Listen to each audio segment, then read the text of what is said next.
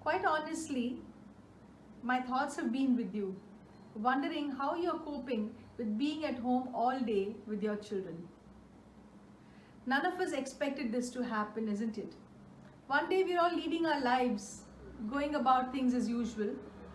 Then the very next day, all of a sudden, we are plunged into this corona filled world.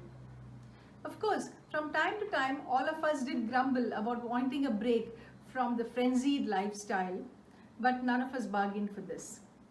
Anyhow, here we are, and I decided to use our smartphone technology to share some thoughts with you. I know that some of us would have been filled with fear at the notion of being at home endlessly, so uncertainly, for so many days on end with our child. A natural reaction to this lockdown would have been one of some fear. What am I going to do with my child all day? How am I going to keep him engaged? Isn't this a setback, stopping all the therapies and remedial and school? So these worries are natural. However, I must tell you that it's all a matter of attitude. If we can keep a really calm and unruffled attitude toward this whole thing, we will be much better off. What I mean to say is, let us not be preoccupied with utilizing every minute of the child's time, giving him therapy or teaching him something. Instead of doing that, if we can just flow with life. It's not about keeping him occupied as much as living life with him and doing things that you normally do with your child and with the rest of your family. Here are a couple of things that you must be particular about according to me. One is to have a very proper airtight schedule. Have a routine in place. And the second thing is, have a proper rhythm for eating and sleeping for the child. You know that children thrive under predictable routines and proper predictable schedules. So it would be wonderful if you can put down the schedule of the day, put down the eating hour, sleeping hour, everything, and even if you can write it in a chart and put it on your fridge, it will give you great satisfaction to tick off each thing that you have already accomplished. Children really thrive when the day is predictable and it won't be really random and a free-for-all kind of a schedule. The next thing is this gift of time that you've got. You must use it to train your child in all the ADLs or activities for daily living. Do not miss this opportunity. Make sure that you consolidate his toileting skills, bathing skills, dressing, cleaning up after him, taking care of all his own personal belongings, all of these things. You can definitely call up a therapist or read up on how to go about it. This is the precious period you've got, time you've got to consolidate this, because you will be doing him or her the service of his lifetime and help yourself too. Many of us don't have household help during these lockdown days. So it would be a good idea to delegate the work among your family members and make sure that you include your child with special needs as well in this delegation. Your child will be very happy to be a contributing member of the family. And he can also shadow you while you do some of these household activities, and he'll learn the skills.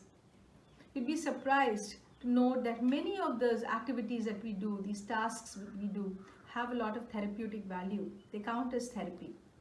So make sure that a bulk of the day goes in occupying the child in household things like setting the table, cleaning, sorting vegetables, putting them in bags, sometimes peeling the beans or peeling potatoes. A lot of the household things can be done. You can also start teaching them to make a salad, involve them in baking, involve them in sweeping the table and so on.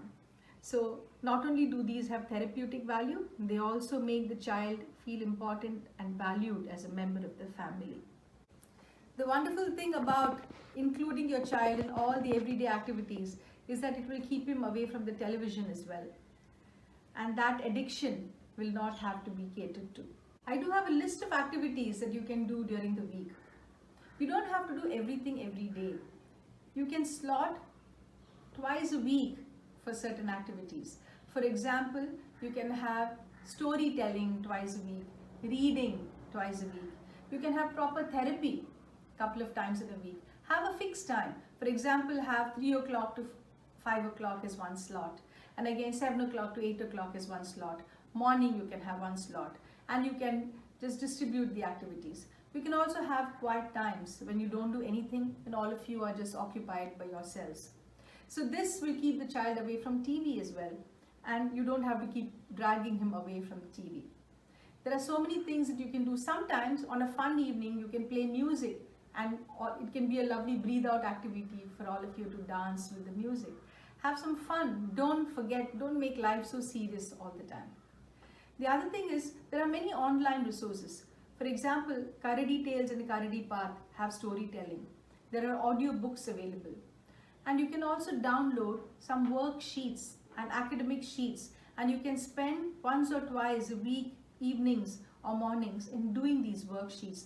Thereby, you keep the child in touch with academics and school activities as well. So there's no dearth for ideas for you to occupy your time with your child.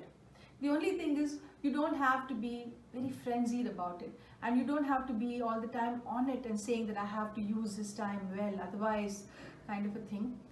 You just schedule it and see and do as best as you can with the child, and let it be a relaxed atmosphere at home. You can play music and you can sing as well. So these are some of our suggestions. One of the things is you can look forward to is VXL is planning to roll out a series of therapies and online activities. You can sign up for those. We will have art and music and movement, and we'll also have some therapeutics. So keep an eye on the social media and on your WhatsApp. So once these get rolled out, you can sign up for these activities, and that will make your life richer as well. When you have older children at home, you can give them some responsibilities. You can get them to collect all the newspapers, tie them and put them out. You can also plan for some vocational activities. For girls, some jewelry making. Even boys enjoy that sometimes.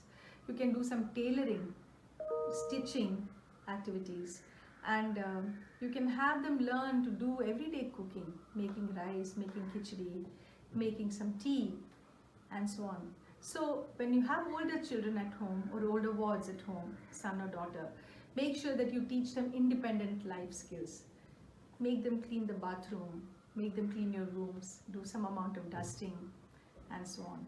So you have to be as normal as possible. You have to be as calm as possible and go with the flow of life.